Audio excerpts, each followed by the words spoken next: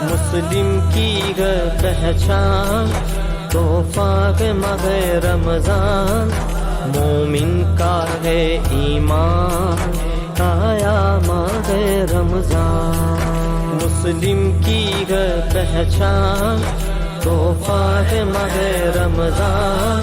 اعوذ باللہ من الشیطان الرجیم،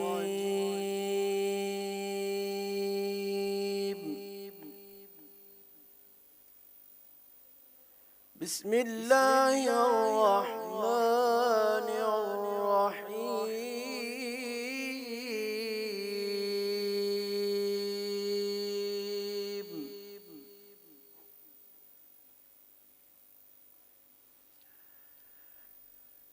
ما كان على النبي من حرج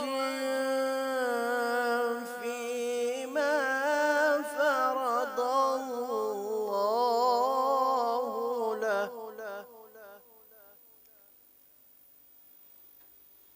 سنة الله في الذين خلوا من قبل، وكان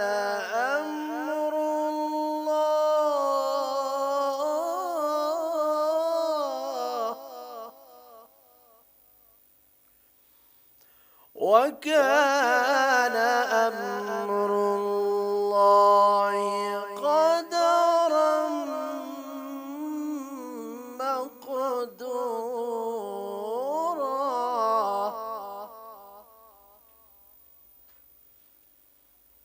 الذين يبلغون رسالات الله ويخشونه ولا يخشون أحدا إلا الله،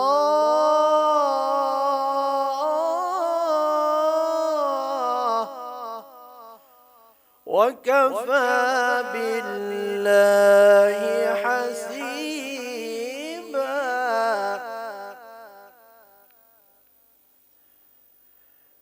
ما كان محمد أبا أحد من رجالكم ولكن رسول الله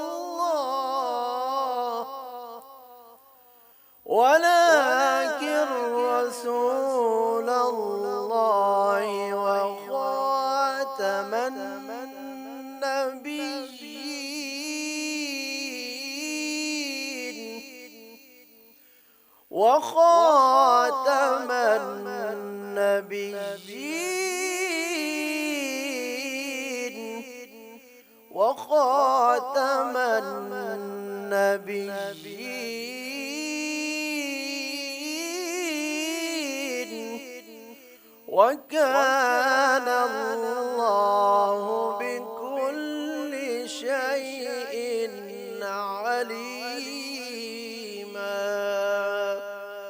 صدق الله العظيم۔ تحفہ ماہ رمضان، تحفہ ماہ رمضان۔ ابتدائے کلام اس پاک پروردگار کے نام سے جس کے کن کہنے سے دنیا فانی کا وجود عمل میں آیا۔ درود لامحدود حدود رب الودود راحت العاشقین مراد المشتاقین محمد مصطفیٰ صلی اللہ علیہ وآلہ وبارک وسلم کی ذات بابرکت پر، آپ کے اہل بیت اطہار، اصحاب، ازواج، تمام جانصار انصار و مہاجرین پر، دیکھتی آنکھوں سنتے کانوں کو مسلم بنگش کا السلام علیکم ورحمۃ اللہ وبرکاتہ۔ ناظرین من، تبدیلی نیوز کے پلیٹ فارم سے رمضان کی خصوصی نشریات تحفہ ہے رمضان۔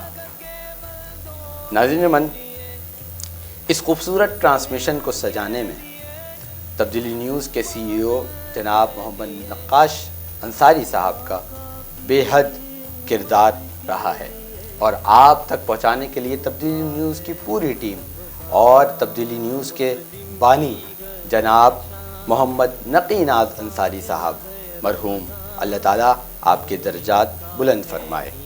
ناظرین کرام، اس تبدیلی نیوز کی خصوصی رمضان نشریات یعنی کہ تحفہ ہے رمضان کو سجانے کے لیے ہمارے ساتھ تعاون کیا ہے prince panaflex, Haji Mahfooz Sheermal house, Bhabha group of company, Bhabha tea, Gulzar foods, Labbaik cooking oil, NH traders, Naeem Shaikh, Sultan and Shoaib brothers, decoration and electric store اور حاجی ربڑی والے۔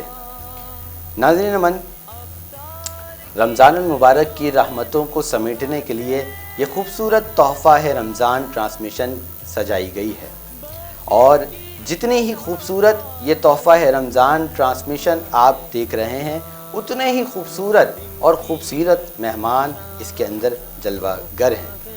میری مراد آج کے ہمارے انتہائی قابل احترام معروف سماجی شخصیت، حیدرآباد چیمبر کے ممبر اور انتہائی ادب کے ساتھ میں آپ کا تعارف پیش کرتا ہوں، جناب حاجی مقصود Ahmed Chauhan sahab, chairman iron steel merchant, بانیوں general secretary all Hyderabad iron steel association, registered number 023۔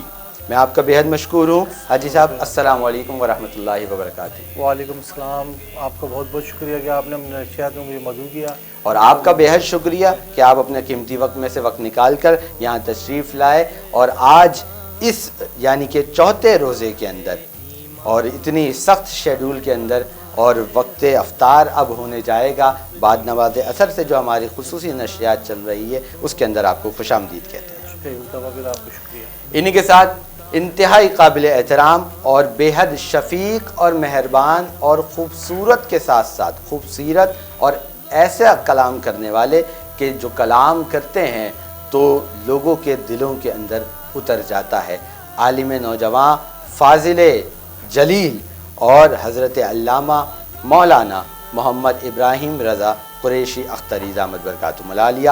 میں بے حد مشکور ہوں حضرت آپ کا بھی، اور کہ آپ نے اپنے قیمتی وقت میں سے اپنا وقت عنایت فرمایا اور آج اس خوبصورت ٹرانسمیشن یعنی تحفہ رمضان کے اندر تشریف آوری لے کر آئے۔ آپ کا بھی بے حد شکریہ کہ آپ نے بندہ ناچیز کو یاد کیا، اللہ عز و جل اس کاوش کو قبول فرمائے۔ جزاک اللہ۔ ناظرین من، سحری ایک نعمت ہے اللہ رب العزت کی، اور اس نعمت کو آج ہم جانیں گے ان شخصیات کے ذریعے سے کہ کتنا اس کا اجر و ثواب ہے، کیا فضیلت ہے، کیا فوائد ہیں، کس طرح سے اس کا اہتمام کرنا چاہیے۔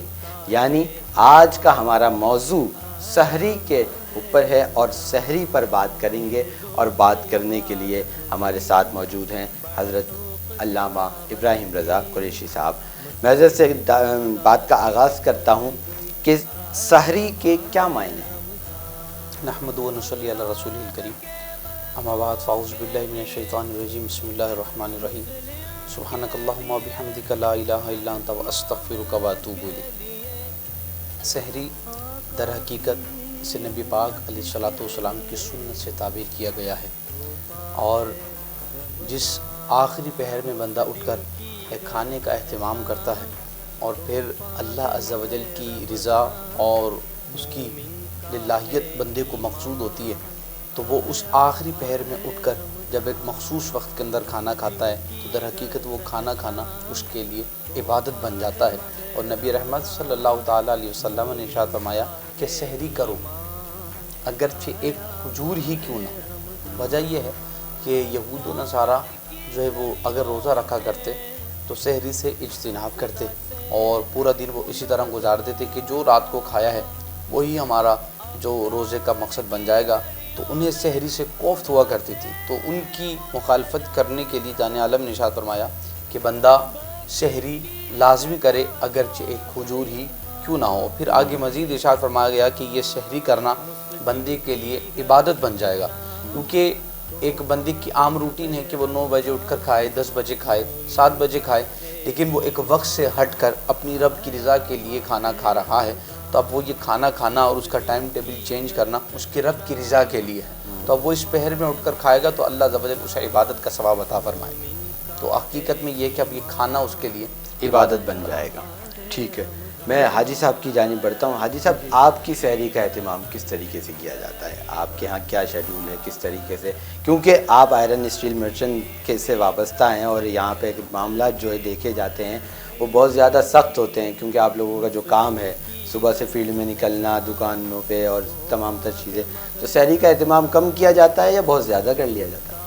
سحری کا اہتمام ماشاء اللہ سے جیسے عام روٹین میں وہ لوگوں کا ہوتا ہے اسی طرح ہمارا ہوتا ہے, مگر تھوڑا سا مختلف اس لیے ہو جاتا ہے کہ ہم لوگ جو ہیں مرد حضرات جو کاروباری فیلڈ سے وابستہ ہیں, بعض اوقات جو ہے جو ہمارے ڈرائیور حضرات آتے ہیں, ہماری جو ان لوڈنگ ہوتی ہے, جو ٹرانسپورٹیشن ہمارے پاس آتی ہے کہ دکانوں پہ گوداموں پر جو مال لے کر آتے ہیں, ان لوڈنگ ہوتی ہے وہ رات میں ہوتی ہے. رات کے وقت وہ سحری کے بعد بھی اس کو کام جاری رہتا ہے.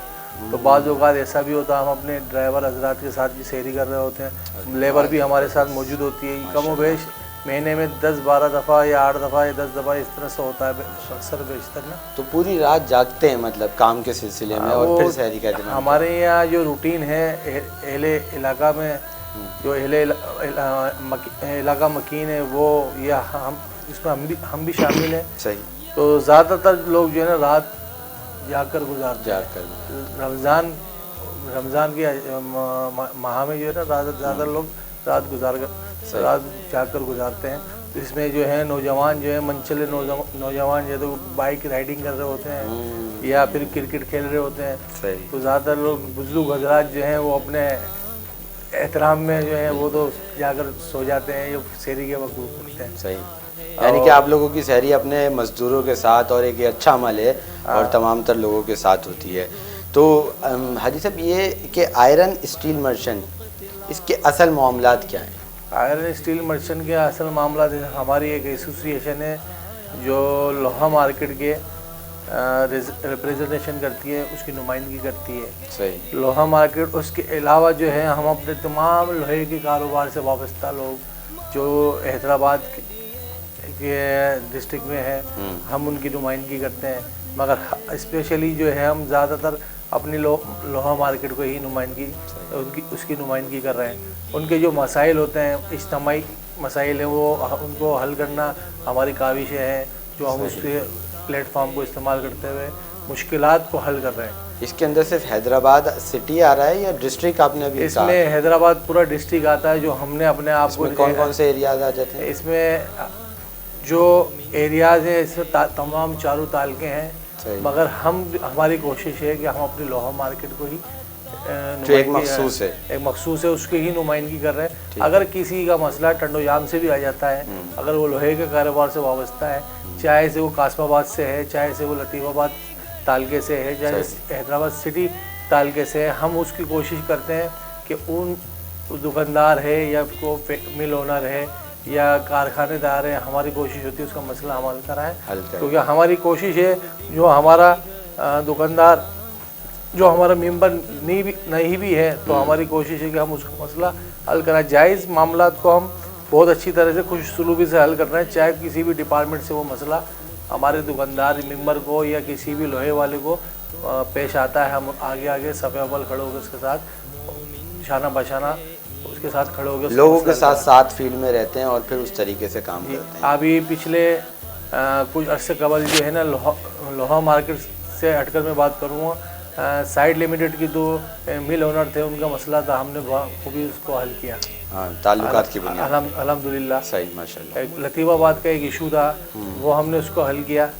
ایک دکاندار کے لیے یہ کہہ لیا جائے کہ نہ صرف آپ اپنے علاقے میں اور اپنی مارکیٹ میں رہتے ہیں بلکہ دوسرے علاقے اور دوسری مارکیٹ کے لوگوں کے بھی مسائل حل کرنے کی بھرپور کوشش. الحمدللہ. صحیح, زبردست, بہت ہی خوب انداز.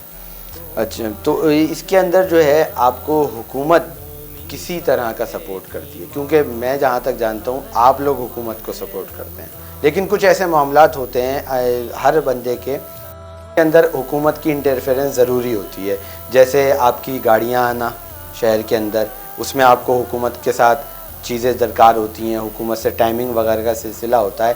تو کیا آیا حکومت سپورٹ کرتی ہے یا نہیں کرتی؟ حکومت تو ہمیں جہاں تک हुकूमत का ताल्लुक़ है, हम हुकूमत से जाकर अपने मुतालबात मनवाते हैं मनवा लेते और हुकूमत एक आर्डर जारी करती है। हैं।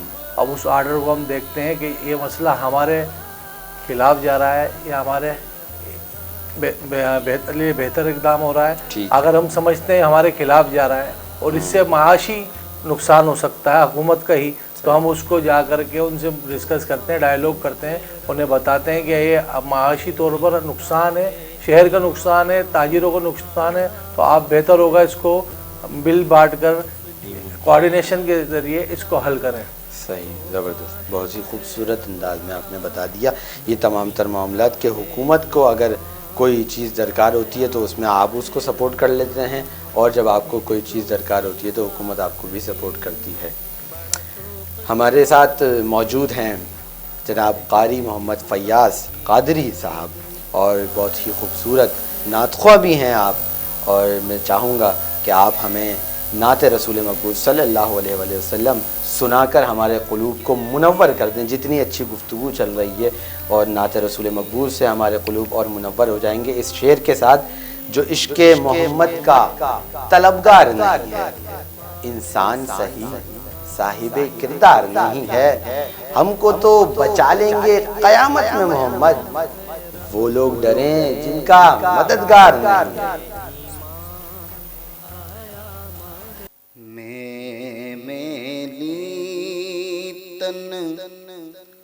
मेला मेरा मैं मेली तन मेला मेरा कृपा करो सरकार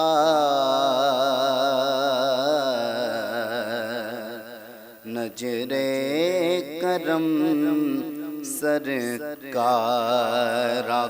कर तो ना नजरे करम सरकार सर पे उठाए पाप की गठरी मेरा सर पे उठाए पाप की गठरी आई हूँ तुम रे दहार नजरे करम सरकार आका कर दो ना नजरे करम सरकार मोरे खेवैया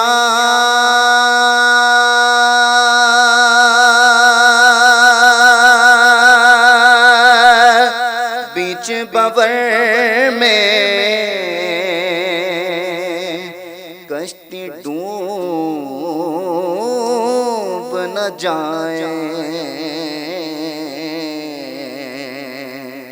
मोरे खेवैया बीच भंवर में कश्ती डूब न जाए आका तेरा हूँ मैं तू ही खबर ले मेरी तेरा हूँ मैं तू ही खबर ले कौन लगाए पार नजरे करम सरकार और कुछ तो मेरी आस बता दो तन मन है बेचैन आका रोते रोते रतियाँ बीती रोते रोते रतियाँ बीती कब होगा दीदार नजरे करम सरकार आका कर दो ना نجرے کرم سرکار. سبحان اللہ، ماشاء اللہ، بہت خوبصورت انداز میں نعت رسول مقبول صلی اللہ علیہ وسلم پیش فرما رہے تھے جناب قاری محمد فیاض قادری صاحب. یہ غالباً سرائکی زبان میں کلام تھا، ماشاء اللہ خوبصورت انداز. ناظرین من، ایک چھوٹا سا وقفہ، اس کے بعد دوبارہ اپنے مہمانان گرامی کی جانب بڑھوں گا، لیکن 2 منٹ کے لیے ایک چھوٹا سا وقفہ. میزبان کو اجازت دیجیے. السلام علیکم ورحمۃ اللہ. تحفہ ماہ رمضان.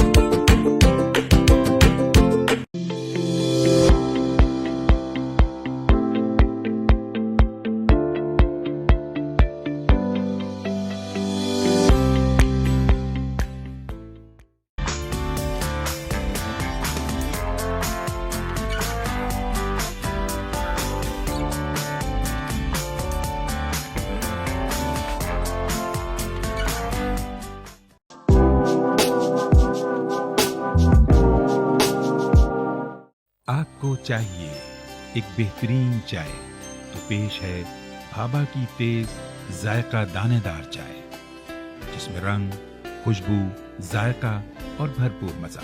दुनिया की बेहतरीन बागात से चुनी गई खालिस चाय का निचोड़ सिर्फ भाभा चाय ही में है. जब दिल चाहे सिर्फ भाभा चाय.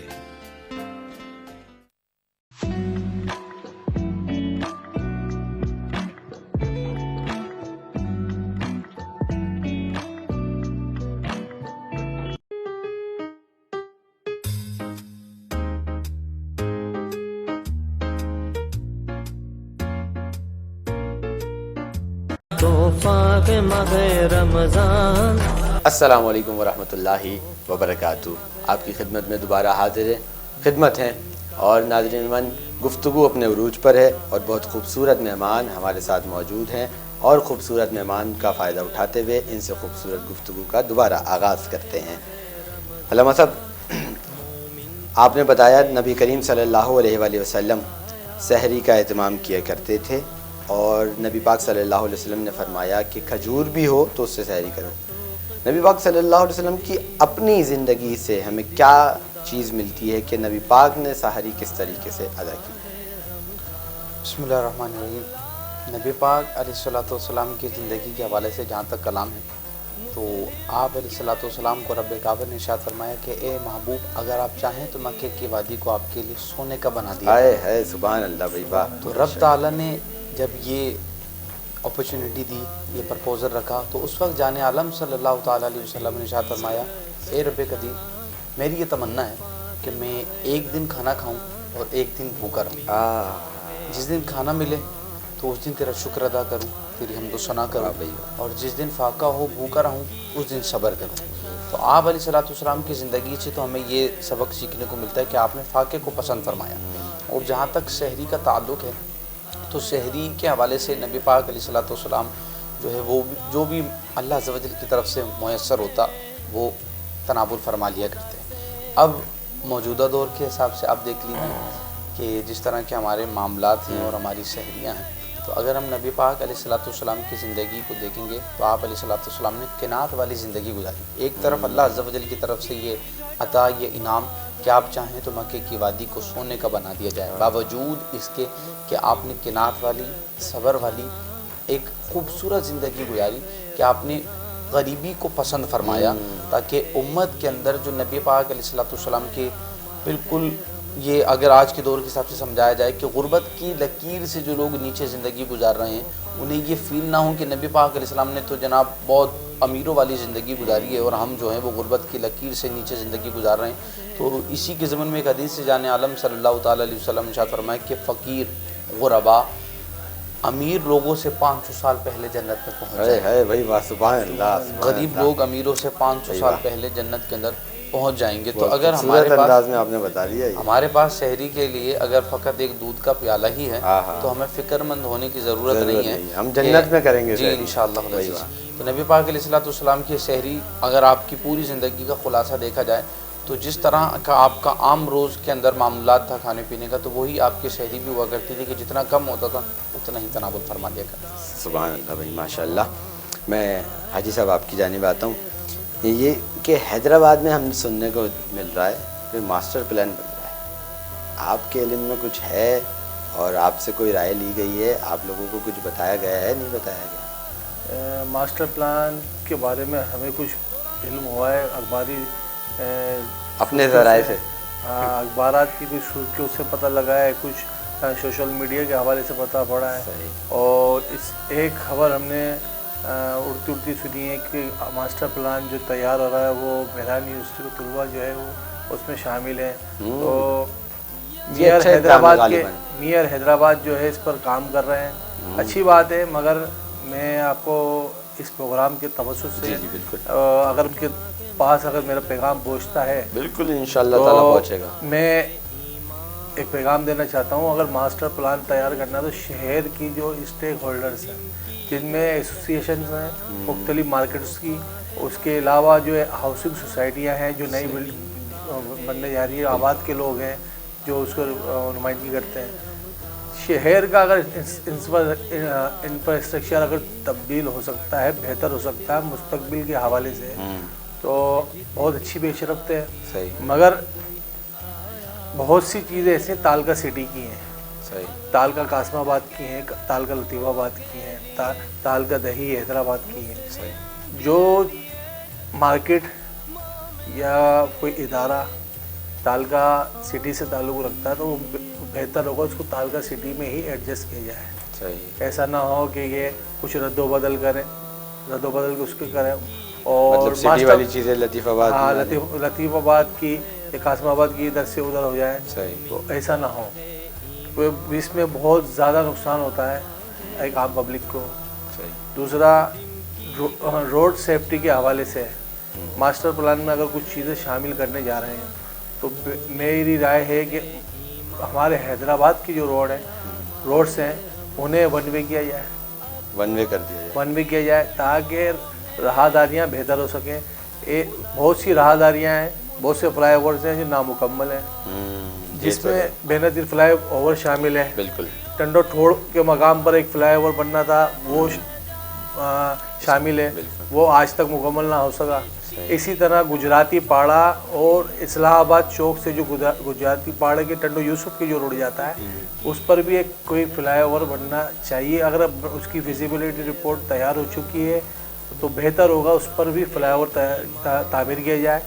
اسی طرح ایک روڈ جو ہے جو ہم سنتے ہوئے آ رہے ہیں کہ سی پیک کا حصہ ہے, اچھا حیدرآباد سے گزر رہا ہے. جی البتہ وہ لوگ کہتے ہیں, ہمیں اس پہ کنفرمیشن نہیں ہے.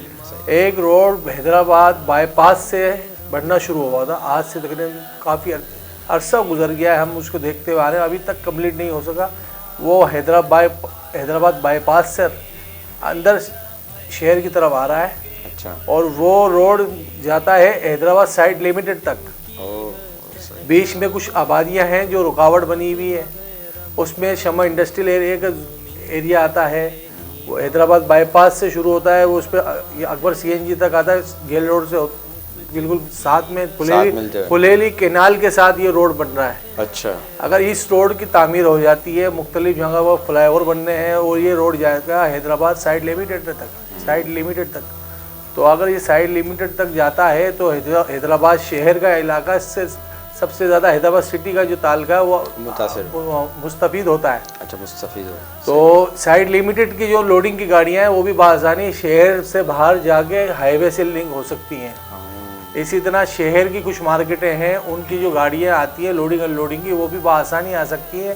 اگر وہ سٹی گیٹ سے اندر آتی ہیں تو مختلف چوراہوں سے ہوتی ہوئی، مختلف رہائشی علاقوں سے ہوتی ہوئی، مارکیٹوں سے ہوتی ہوئی آتی ہے، اس میں ٹریفک کا ہمیں بڑا شدید جو بحران پیدا ہوتا ہے، اس سے ٹریفک عوام جام بھی ہوتا ہے، پریشان ہوتی ہے اور آپ عام لوگوں کو بھی پبلک پریشانی کا پریشان باعث ہوتی ہے، کچھ حادثات بھی رونما ہوئے ہیں۔ ہم بھی چاہتے ہیں کہ کچھ ایسی راہداریاں بنا دی جائیں صحیح، جس سے مارکیٹوں تک پہنچنے میں ٹرانسپورٹ کو آسانی ہو، بالکل ایسے اور جتنا ہو سکتا ہے ہم بھی اس رائے شماری میں شامل ہونا چاہتے ہیں کہ وہ ہم سے کوئی رائے شماری لینا چاہتے ہیں حیدرآباد کی معیشت کے لیے، پاکستان کی معیشت کے لیے۔ ہم چھوٹے سے ایک ادنا سے لوگ ہیں، اگر ہم سے بھی کوئی رائے شماری لیتے ہیں تو ہم حیدرآباد شہر کے لیے بہتر رائے شماری یہ دے تو سکتے آپ کا ہیں۔ اس نے زن ہے کہ آپ کہہ رہے ہیں کہ آپ چھوٹے لوگ ہیں، لیکن یہ ہے کہ آپ کا کہنے کا مقصد یہ ہے کہ ماسٹر پلان کے حوالے سے فی الحال ابھی کوئی آپ لوگوں سے رابطہ نہیں کسی قسم کو بھی رابطہ نہیں کیا گیا۔ میں انشاءاللہ تعالیٰ آپ کے پاس دوبارہ آتا ہوں، ایک نعت رسول مقبول صلی اللہ علیہ وآلہ وسلم سماعت کرتے ہیں۔ ہمارے ساتھ ثنا خواں موجود ہیں اور میں عرض کروں گا کہ بسم اللہ۔ نسیمہ جانب بدغا گزر کن،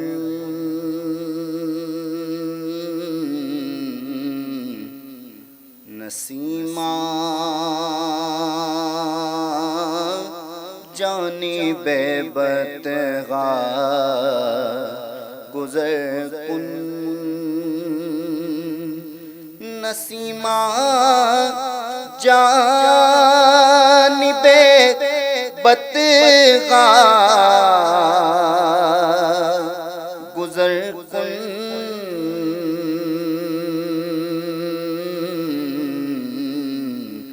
زہوا لم و غم تیرا خبر کن، زہوا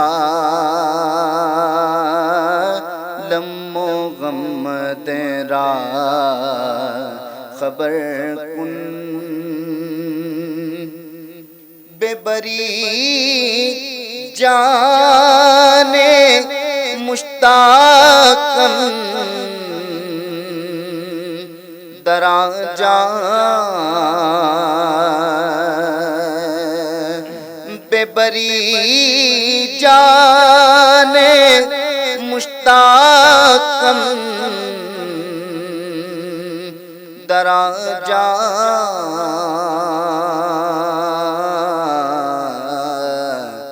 فدائے روضہ خیر البشر کن، فدائے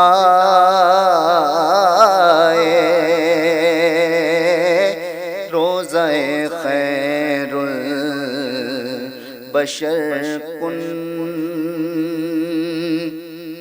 مظفر گرچہ شد جامی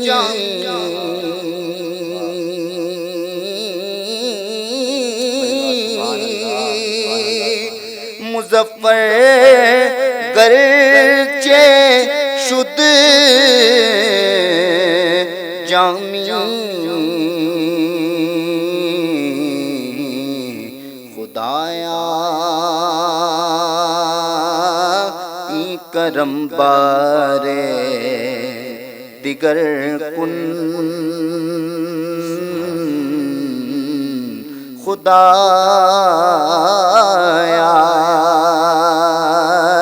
ای کرم بارے دیگر کن، نسیمہ جانب بدغا گزر کن۔ سبحان اللہ، ماشاء اللہ، سبحان اللہ۔ علامہ صاحب آپ کی جانب، علامہ صاحب سحری کس طریقے سے کرنی چاہیے، کتنی کرنی چاہیے، کم، زیادہ، بہت کم، کیا طریقہ کار رہنا چاہیے اس کے؟ اللہ اکبر۔ موجودہ دور کے حساب سے آپ نے بہت آؤٹ کلاس کوشچن کیا ہے کہ سحری اور کتنی. ساتھ ساتھ آپ اس کو بھی کور کر دیجئے کہ آج میں نے بہت زیادہ کر لی تھی، اچھا اچھا، کل کیسے کروں میں؟ سحری کس طرز پر ہونی چاہیے اور کیسی ہونی چاہیے؟ روزے کا مقصد اور مفہوم سمجھ لیں گے تو انشاءاللہ یہ آسانی ہو جائے گی. روزے کا اصل مقصد ہے بھوک کی عادت ڈالنا. اگر صوفیاء کی زندگی کو پڑھا جائے، بالخصوص امام غزالی کی احیاء علوم پڑھیں، بھائی واہ، آپ سبحان نے بھوک پر پورا ایک باب باندھا ہے. تو دراصل مقصد روزے کا یہ ہے کہ بندے کو بھوک برداشت کروائی جائے. جب وہ بھوکا رہے گا تو وہ امت کے افراد جو فاقہ کشی کی زندگی گزار رہے ہیں انہیں ان کی بھوک کا اندازہ ہوگا کہ بھوکا کس طرح رہا جاتا ہے. اور بھوک کا اور روحانیت کا ایک بڑا گہرا کنیکشن ہے. جب بندہ بھوکا رہنے لگتا ہے تو پھر اس کے نفس کی طاقت ختم ہونے لگتی ہے. وہ نفس ہمارا جو اس کو گناہوں پر ابھار رہا ہوتا ہے تو بھوک کی وجہ سے اس کا پاور ڈاؤن ہونے لگتا ہے. اور جب نفس کا پاور کم ہوتا ہے تو گناہوں کے اندر جو دلیری اور بے باکی ہوتی ہے وہ خود بخود کم ہونا شروع ہو جاتی ہے. اور آپ اس کو اچھی طرح آبزرو کر سکتے ہیں کہ جب بندے کا پیٹ بالکل بھرا ہو اور وہ سیر ہو کر کھا رہا ہوتا ہے تو پھر گناہوں کی لذت زیادہ بڑھتی ہے، گناہوں کی طرف رجحان زیادہ ہوتا ہے. وہ یہ موضوع کہتے ہیں نا بہت معقولہ ہے پیٹ بھری کی مستی. جی وہ پیٹ بھری کی مستی اسی وجہ سے ہوتی ہے، بندہ گناہوں کی طرف زیادہ جلدی بڑھتا ہے. اب اگر ایک حدیث کے اندر اس بات کو سمیٹ لیا جائے، مسند امام اعظم کی حدیث ہے، نبی رحمت صلی اللہ تعالیٰ علیہ وسلم کی بارگاہ میں ایک شخص آیا، بطور مفہوم پیش کر رہا ہوں، کافر تھا. اس نے آ کر کھانا طلب کیا، ایک پلیٹ دے دی گئی، اس نے کھا لی. پھر اس نے ایک پلیٹ مانگی، اسے پھر دی گئی، اس نے وہ بھی کھا لی. تیسری پلیٹ مانگی، اسے دی گئی، وہ بھی اس نے تناول کر لی. ان شارٹ یہ کہ 7 پلیٹیں کھا گیا. اللہ اکبر. 7 پلیٹیں بیٹھا بیٹھا وہ بندہ کھا گیا. اور صحابہ کرام یہ ماجرا دیکھ رہے ہیں کہ یہ کیا بن رہی ہے. جب اس نے دیکھا کہ کافر ہوتے ہوئے 7 پلیٹیں مل رہی ہیں تو مسلمان ہو گیا تو رج کے کھانا ملے گا، 7 سے ڈبل ہو جائے گی. 7 کا ڈبل ہو جائے گا. اس نے کلمہ پڑھ لیا اوہ کھانے کے لیے. اس نے جب کلمہ پڑھا اس نے کہا اب کھانا اور چاہیے. اسے اب جب پلیٹ دی گئی، ایک کھائی، سیر ہو گیا، آگے کی جرت نہ رہی. تو صحابہ نے فی البدی جان عالم صلی اللہ تعالیٰ علیہ وسلم کی بارگاہ میں سوال کیا، یا رسول اللہ یہ ماجرا اگر کچھ سمجھا دیا جائے. تو نبی پاک علیہ السلام نے ارشاد فرمایا کہ جب اس نے 7 پلیٹیں کھائی یہ حالت کفر میں تھا، اور مومن ہونے کے بعد کلمہ پڑھنے کے بعد ایک پلیٹ پر اکتفا. کیوں؟ کیونکہ کافر 7 ہاتھوں سے کھاتا ہے اور مومن ایک ہاتھ سے کھاتا ہے. واہ واہ واہ واہ سبحان اللہ. کافر 7 ہاتھوں سے کھاتا ہے، مومن ایک ہاتھ سے کھاتا ہے. تو یہاں پر رک کر دار ادب میں رہتے ہوئے یہ عرض کروں گا کہ جو کلمہ پڑھنے کے بعد بھی لب ہو کر کھا رہے ہیں کہ کھانے کے بعد اب کھانے کی ٹیبل سے اور ڈائننگ سے اٹھا بھی نہیں جاتا، 4-5 بندے مل کر اٹھا رہے ہوتے ہیں، تو وہ یہ دیکھ لیں کہ وہ کلمہ پڑھنے کے باوجود بھی کس صف میں کھڑے ہیں. تو سحری کا اصل مقصد یہ ہے کہ وہ تھوڑا سا لمٹ میں رہ کر کی جائے. کھانے کے 3 حصے کیے جائیں، ہوا، پانی اور غذا، تاکہ کھانے کے بعد بھی کھانے کی گنجائش ہو. ہوا پانی کی جگہ بھی چھوڑ دی جائے. صحیح اٹھا بھی جائے اور بیٹھا بھی جائے. خیر میں یہ بتاتا چلوں، ابھی میں نے عرض کیا تھا کہ میں نے بھی آج سحری کافی کی ہے لیکن اتنی نہیں کی تھی، کم کی تھی. ناظرین اسی کے ساتھ ایک چھوٹا سا وقفہ، آپ سے 2 منٹ کے بعد دوبارہ ملاقات ہوتی ہے. السلام علیکم ورحمۃ اللہ. تحفہ ماہ رمضان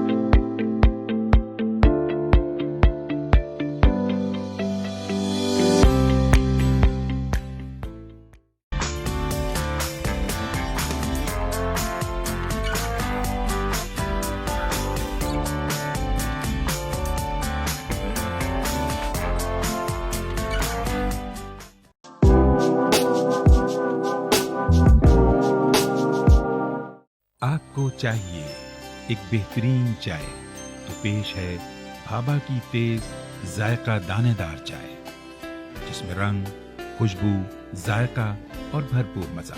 दुनिया की बेहतरीन बागात से चुनी गई खालिस चाय का निचोड़ सिर्फ भाभा चाय ही में है। जब दिल चाहे सिर्फ भाभा चाय।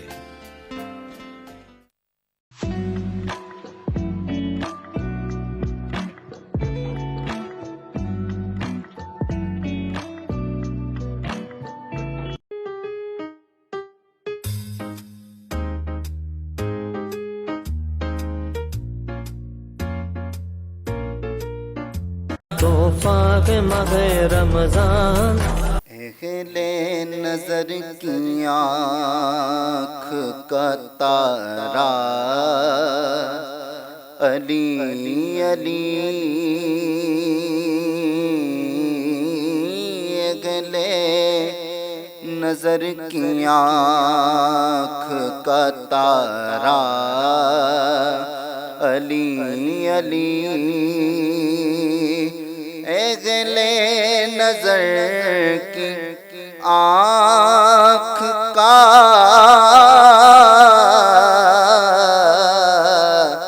तारा अली अली,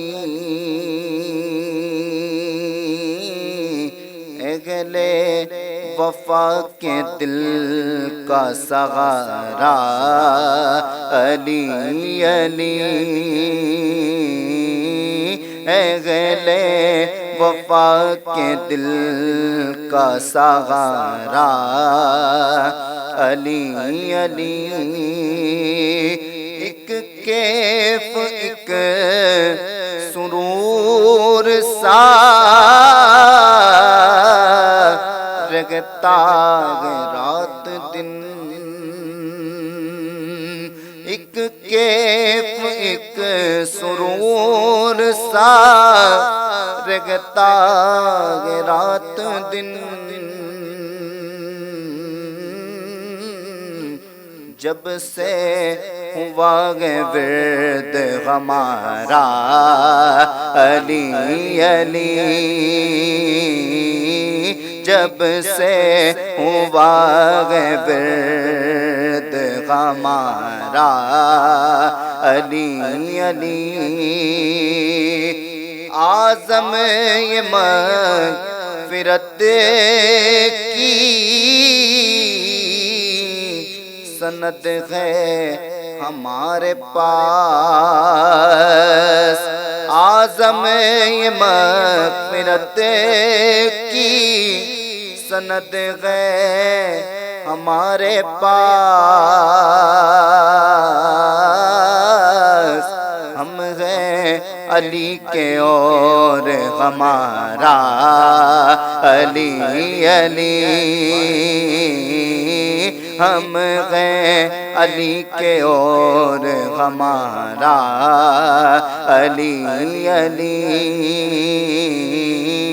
अगले नजर की आँख का तारा अली अली। सुभान अल्लाह। नाज़रीन सलामती हो, एक मरतबा फिर आपकी खिदमत में हाजिर हैं, खुश आमदीद।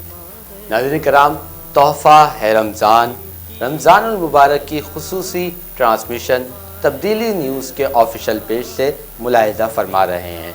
इस खूबसूरत नशरियात को सजाने के लिए हमारे साथ ताउन किया प्रिंस पेनाफ्लेक्स, हाजी महफूज sheermal house, Bhabha group of company Bhabha T, Gulzar foods, Labbaik cooking oil, NH traders, Naeem Sheikh, sultan and Shoaib brothers electric and decoration और हाजी रबड़ी वाले। नाज़रीन, हमारे मेहमान की जानिब हाजी साहब की जानिब दोबारा बढ़ते हैं। हाजी साहब, वहीं से हम दोबारा आगाज़ करेंगे। राहदारियों का बड़ा मसला है और वो जो रोड की बात आपने की जो CPEC के अंदर शामिल है, आपने कहा गालिबन, उसके हवाले से आप आगाज़ कीजिए। जैसा कि बैनुल-अक़वामी दुनिया में जिस शहर की एग्ज़िट और एंट्रेंस बेहतर होती है तो उसका इंटरनल सिटी का एरिया भी बेहतर होता है। हैदराबाद को इस वक्त सबसे ज़्यादा ज़रूरत है इसकी राहदारी, जो शहर में दाखिला اور شہر سے خارجہ. ہم چاہتے ہیں شہر کی تمام راہداریاں جو حیدرآباد سے مختلف شہروں کو جو روٹس ہیں ان میں بہتری آئے, ان سے آنے کا اور جانے کا راستہ بہتر ہو. شہر میں جو ہیوی گاڑیوں کا داخلہ ہے وہ ایک الگ روٹ سے آئے اور اسی روٹ سے واپس چلے آئے, تو شہر کا جو اندرونی مسئلہ ہے وہ بالکل بھی نہیں بگڑے گا. اس سے شہر میں معاملات بہتر رہیں گے, کاروباری معاملات بھی بڑھے گا, کیونکہ بہت سی ایسی جگہیں ایسے بازار ہیں جہاں پر پارکنگ کا ایشو ہے. جیسا کہ ابھی حال ہی میں کچھ رمضان سے قبل ڈپٹی کمشنر حیدرآباد نے مختلف بازاروں کے لیے پارکنگ الاٹ کی ہے. صحیح. تو کیوں نہ پورا سال پارکنگ الاٹ کی جائے. صرف رمضان کے ماہ میں پارکنگ کا الاٹ کرنا مسئلے کا حل نہیں ہے. پورے سال 12 ماہ جو ہے مختلف بازاروں کو پارکنگ مختص کی جائے تاکہ وہاں آنے والا شخص یا فیملی اپنی گاڑی کو آرام سے پارک کرے اور بازار میں آئے, خریداری کرے اور آسانی سے اپنے گھروں کو واپس ماسٹر پلان میں بھی شامل کی جا سکتی ہے. یہ چیزیں ماسٹر پلان کا بھی حصہ ہو سکتی ہیں. پارکنگ پلازا بنانے کی بھی ضرورت ہے شہر میں. بالکل. دیکھیں ہماری خواہش ہے ہمارا شہر ترقی کرے. بالکل ایسے کاروبار زیادہ سے زیادہ بڑھے. میں ایک تاجر ہوں, میں چاہوں گا میرے شہر میں کاروبار بڑھے. کاروبار بڑھے گا, ہم خود خوشحال ہوں گے, کفیل ہوں گے, روزگار کے مواقع پیدا ہوں گے. کیونکہ انڈسٹریاں اس وقت بہت بحران کا شکار ہیں. بازاروں میں سناٹے ہیں, کوئی خریدار خریداری کرنے کے لیے تیار نہیں ہے, کیونکہ پاکستان کی کرنسی ڈی ویلیو ہو چکی ہے. کرنسی میں استحکام جب آئے گا, جب آپ کے پاس کاروبار ہوگا, آپ کے لوگ خوشحال ہوں گے, آپ کے پاس انڈسٹریاں چلیں گی. ٹریڈنگ سے بازاروں سے مختلف اشیاء مختلف کارخانوں میں جاتی ہیں, وہاں تیار ہو کر دوبارہ بازاروں میں آتی ہیں. را مٹیریل جو ہے مختلف کارخانوں میں جاتا ہے, وہاں سے بن کر پھر مختلف اشیاء کی شکل میں بازاروں میں آتا ہے, پھر وہاں فروخت ہوتا ہے. مختلف مراحل سے یہ چیزیں گزرتی ہیں. اگر ہمیں آنے اور جانے میں بھی پریشانیاں رہیں گی, ہماری راہداریاں بہتر نہیں ہوں گی, تو لوگ کس طرح سے کاروبار کر سکیں گے. کیونکہ راہداری سب سے بڑا مین عمل دخل ہے آپ کی زندگی میں, جو آپ کو بہتر کرنا ہوگا. کئی عرصہ دراز گزر چکے, کئی فلائی اوور تعطل کا شکار ہیں, کئی ایسے روڈز ہیں جو ابھی تک نامکمل ہیں, جس میں آٹو بان روڈ بھی شامل ہے. اس میں آپ کا ٹنڈو محمد خان روڈ بھی مکمل نہیں ہو سکا آج تک. وہاں سے حیدرآباد سے جو مختلف راہداریاں, ٹنڈو محمد خان کے لیے ایک راہداری نکلتی ہے, ایک میرپور خاص کے لیے نکلتی ہے. جو حیدرآباد سے میرپور خاص کے لیے راہداری نکلتی ہے وہ حیدرآباد شہر سے ہی نکلتی ہے. ایک اپنا آٹوبان روڈ جو ہے میرپور خاص سے منسلک ہوتا ہے, ایک روڈ جو ہے اعلیٰ ناگا سے میرپور خاص کے لیے منسلک ہوتا ہے. اسی طرح شہر سے ایک روڈ پھلیلی روڈ جو جا کر کے لائن چینل پر ملتا ہے, وہ میرپور خاص جاتا ہے. وہ بھی بہت بری طرح سے متاثر ہے. کسی قسم کا کوئی بس ٹرمینل ہمارے شہر میں گورنمنٹ کی سطح پر آج تک نہیں بن سکا. جو اب دور جدید کے تقاضے کے مطابق کچھ بس ٹرمینل ہیں وہاں قبضہ ہو چکا ہے. لوگ پریشان ہیں دوسرے شہروں کے جانے کے لیے. وہ حیدرآباد شہر سے باہر جاتے ہیں, بائی پاس پر جاتے ہیں, 1500-1500 روپے وہ کرایہ لگاتے ہیں. اتنے ہی کرائے میں وہ دوسرے شہر پہنچ جاتے ہیں. شہر میں وہ اتنا کرایہ دے رہے ہیں تو دوسرے شہر کیسے بندہ پہنچے گا. بالکل ایسا ہی ہے. ہمارے شہر کا مسئلہ سب سے بڑا ہمارا روڈ ٹریفک مینجمنٹ ہے. دوسرا ایک بڑا مسئلہ ہے ہمارے لوگوں کو تعلیم کا بڑا جو رجحان ہے ہمارے شہر میں بہت اچھا ہے, مگر ہمارے یہاں مختلف کالجز یونیورسٹی, ابھی حال ہی میں ایک یونیورسٹی بنی ہے گورنمنٹ کالج یونیورسٹی. تو ایسا ہے کہ دیکھیں داخلہ کے جہاں تک تعلق ہے, ہمارے جو طالب علم ہیں انہیں اس وقت سب سے زیادہ ضرورت انفارمیشن ٹیکنالوجی کی ہے. بالکل. اور ہمارے پاس اس طرح کی یونیورسٹی نہیں ہے.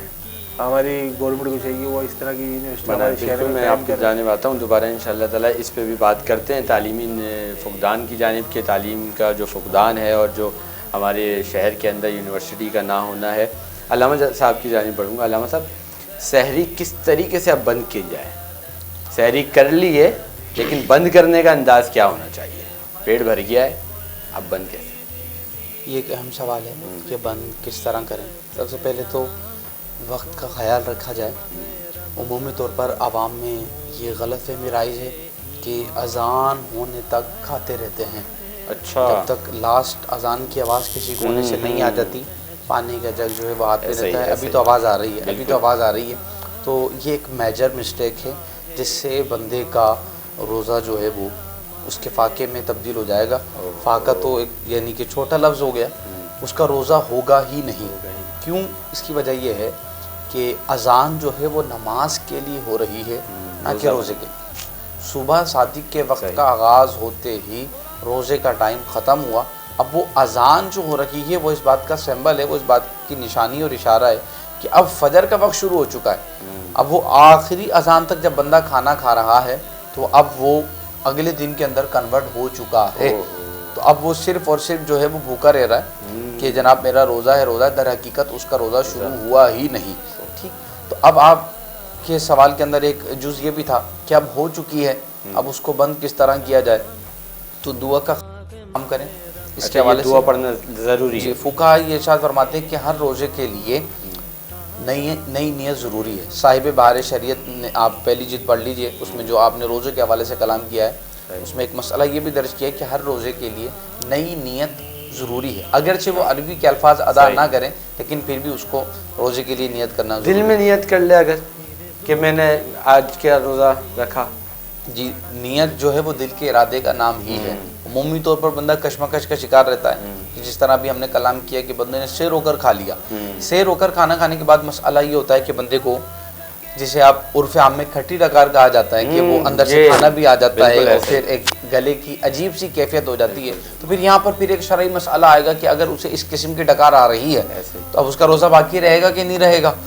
تو اگر جناب اس نے اس طرح کا معمول کر لیا ہے کہ اب وہ کشمکش کا شکار ہے کہ اگر اس طرح کا معاملہ, اس طرح کی ڈکار آئے گی تو روزہ رکھوں گا اور ڈکار نہیں آئی تو روزہ نہیں رکھوں گا, تو اس صورت کے اندر بھی آگے جا کے مسئلہ ہی آتا ہے کہ دعوے کبریٰ سے پہلے اس نے اپنے روزے کی نیت کو درست کرنا ہے. دعوے کبریٰ کو آپ ایزیلی اس طرح سمجھ لیجئے کہ جب سورج بالکل نصف النہار پر ہوتا ہے, آسمان کی بیچوں بیچ جب سورج آ جاتا ہے, اسے فقہ کی اصطلاح کے اندر دعوے کبریٰ کہا جاتا ہے. 12 بجے کا آئی تھنک ٹائم ہوتا ہے. یہ وقت آگے بڑھ جاتا ہے کبھی کبھی. جی, روزانہ کی ٹائم ٹیبل اس کی الگ الگ ہوتی ہے. تو ایزی یہ کر لیجیے عوام الناس کے لیے تک 10 بجے سے پہلے وہ اپنی نیت کے اوپر استحکام حاصل کر لے, مستحکم ہو جائے, مضبوط ہو جائے کہ میں نے روزہ رکھنا ہے.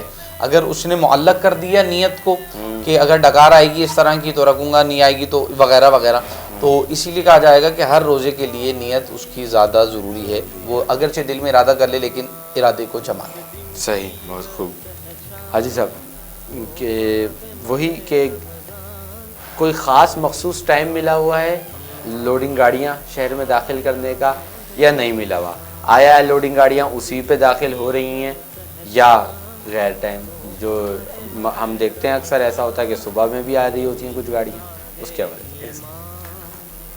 ایسا ہے کہ سن 2002 میں جب میئر حیدرآباد تھے, انہوں نے ایک اعلامیہ جاری کیا تھا کہ رات 10 بجے سے لے کر صبح 9 بجے تک جو ہے ہیوی گاڑیاں جو لوڈنگ ان لوڈنگ کی شہر میں داخل ہوں گی.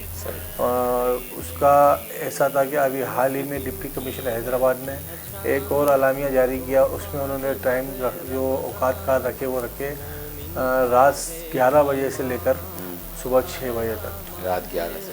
یہ ہمارے لیے بڑا لمحہ فکریہ ہے کیونکہ ہم اپنے کاروبار کو کافی متاثر ہو رہا ہمارا کاروبار. کافی میری اپنی مارکیٹ کے لوگ بھی بہت پریشان ہیں, میرے ساتھ ساتھ اناج منڈی ہے وہاں کے لوگ بھی پریشان ہیں. جن کی گاڑیاں لوڈنگ ان لوڈنگ کی آتی ہیں وہ تمام لوگ متاثر ہو رہے ہیں کیونکہ ہمیں اپنا کاروبار بھی کرنا ہوتا ہے. دن میں ہم اپنے دکانوں پر صبح 9-10 بجے ہم آتے ہیں, آتے ہمیں 11-12 بج جاتے ہیں کیونکہ نیند ہمیں پوری کرنی پڑتی ہے. رات ہمیں آنا پڑتا ہے, پھر اس کے بعد پھر صبح میں اپنی دکانداری کرتے ہیں. ہمیں کافی مشکلات کا سامنا ہے. ہمیں اس سلسلے میں ایک میٹنگ ہوئی ہماری ٹریفک مینجمنٹ کے حوالے سے, DIG ٹریفک سے. میں نے اس پہ مطالبہ کیا کہ میرے دکانداروں کو کافی مشکلات آ رہی ہیں. کچھ ٹریفک سارجنٹ جو ہیں وہ ہمیں تنگ کر رہے ہیں. صبح آ جاتے ہیں وہ ہماری گاڑیوں کو اپنے ساتھ لے کر جو شہر سے باہر چلے جاتے ہیں. آدھی گاڑی اتر چکی ہوتی ہے, آدھی گاڑی رہ جاتی ہے, تو گاڑی اتارنے میں بڑا وقت لگتا ہے. 8 گھنٹے 10 گھنٹے درکار ہوتے ہیں. جو ان لوڈنگ کی ہوتی ہے وہ ہاتھوں سے ہوتی ہے, کہ کسی کے پاس کرین ہے, کسی کے پاس نہیں ہے, کسی کے پاس لفٹر ہے, کسی کے پاس نہیں ہے. تو بہت سے لوگ جو ہیں اپنی لیبر جو ہے وہ ہاتھوں سے اتارتی ہیں, اس کو ٹائم لگتا ہے. تو ایسا ہے کہ ٹائم جو ہے دوبارہ ایک مرتبہ پھر رات 10 بجے سے لے کے صبح 9 بجے تک کیا جائے. صحیح. تو بہتر ہوگا, کیونکہ ہمیں بھی اپنی مشکلات سمجھ بہت زیادہ بڑھتی جا رہی ہے ہمارے لیے بھی. اور ہم سمجھتے ہیں شہر کے مفاد کے لیے جو کام انہوں نے کیا ہے وہ سمجھتے ہیں کہ شہر کے لیے بہتر ہے. غالباً مگر کیا ہوگا کہ صبح 8 بجے جو اسکولز والے بچے ہیں وہ جا رہے ہوتے ہیں, ان میں مشکلات آ رہی ہوگی, یا ہو سکتا ہے جو لوگ آفس جا رہے ہیں ان کے لیے مشکلات کا سب سے بڑا جو مسئلہ ہے, وہ سب سے بڑا جو ایشو ہے وہ ہے آپ کے جو لوگ راستے میں جو ٹھیلے لگا کر کھڑے ہوئے ہیں, جو پتھارے لگا کے کھڑے ہوئے ہیں. سٹی گیٹ سے جو گاڑیاں آتی ہیں لوڈنگ ان لوڈنگ میری مارکیٹ تک, وہ بیچ راستے میں جو راہداری میں جو ٹھیلے پتھارے جو رات کو کھانے پینے کے لگتے ہیں. اس کے علاوہ جو گاڑیاں بلا وجہ پارکنگ کر کے کھڑی کر کے چلے جاتے ہیں, تو وہ سب سے بڑی رکاوٹ ہے. ان رکاوٹوں کو دور کرنا ہوگا. پھر جو راستے جو ہیں میں نے کہا کہ ون وے کرنے ہوں گے. ون وے کرنے سے یہ ہوگا ٹریفک کا مسئلہ حل ہوگا, گاڑیاں بآسانی آ سکیں گی. سب سے بڑا ایک ایشو آتا ہے میمن اسپتال کے چوراہے پر, وہاں پر بھی یہی مسئلہ ہے. کھانے پینے کے جو ٹھیلے لگتے ہیں وہاں ہم نے کہا تھا کسی سارجنٹ کو آپ کھڑا کریں. مستقل بنیاد پر صبح میں نہیں ہوتے, رات میں ہوتے ہیں. رات میں جب گاڑیاں آتی ہیں, جب گاڑیاں آتی ہیں. اسی طرح ایک حادثہ ہوا تھا لیاقت کالونی میں, وہ بھی یہ لیاقت کالونی کے بازار کے اندر بھی اس طرح ٹھیلے لگے ہوئے. وہاں پر وہ ٹھیلے سے ہی جا کر لگا تھا, اور اس میں جو مختلف ٹھیلے بھی اس میں آئے, اور جو جانے والے گزرنے والے راہگیر تھے وہ بیچارے اس کے حادثے کا سبب بنے. اور ہمیں بہت افسوس ہے اس معاملے میں, کیونکہ وہ مارکیٹ کا ہمارا تو ایشو نہیں تھا, وہ تھا لیاقت کالونی کی. وہ فیکٹریوں کے لیے وہ آتے ہیں, جو ٹرانسپورٹ ایک ایشو مسئلے کا اس طرح سے بھی حل ہو سکتا ہے کہ ٹرانسپورٹ اگر شہر سے باہر کر دی جائے, گوڈس ٹرانسپورٹ, تو اس سے بھی بہتری آ سکتی ہے. مگر ان کے لیے جگہ دی گئی, آج تک اس پہ عمل درآمد نہیں ہوا. گورنمنٹ کی طرف سے کوئی بھی معاملات جو ہے ابھی تک حل نہیں ہو سکے. گورنمنٹ چاہے تو بہت کچھ کر سکتی ہے. بالکل, آپ اس میں پیغام دیجیے گا. بس ابھی پیغام لیں گے آپ سے. ابھی ہم علامہ صاحب کی جانب بڑھتے ہیں. علامہ صاحب, آج عوام کے لیے, دور کے لیے کوئی نصیحت, کوئی پیغام رمضان کے حوالے سے ہو, رمضان سے ریلیٹڈ ہو, کس طریقے سے لوگوں کو زندگی گزارنی چاہیے, یا جو آپ کرتے ہیں؟ رمضان المبارک کے حوالے سے پیغام میں عرض کروں گا کہ ہم زندگی میں ہزار دن گزار رہے ہیں, اور نہ جانے ان گنت رمضان ہماری زندگی میں گزر گئے ہیں. ایک سوال اپنی ذات سے یہ کرے بندہ کہ رمضان ہماری زندگی میں انقلاب کیا لے کر آیا. رمضان آئے ہیں اور چلے گئے ہیں, ہماری زندگی میں تبدیلیاں کتنی آئیں. وہ جو تبدیلی نہیں, اس سے تبدیلی آئی نہیں آئی. وہ جو رمضان المبارک کے مہینے میں پہلی صف کا نمازی بنا رہا, وہ رمضان المبارک کے اندر جو صائم الدہر بنا رہا, اپنے آپ کو صوفی کی لسٹ میں کھڑا کرتا رہا, اور لوگوں کی طرف سے ولیوں کے القابات لے کر اپنی تباہ کو خوش کرتا رہا کہ میں وقت کا علامۃ الدہر بن گیا ہوں, صوفی بن گیا ہوں.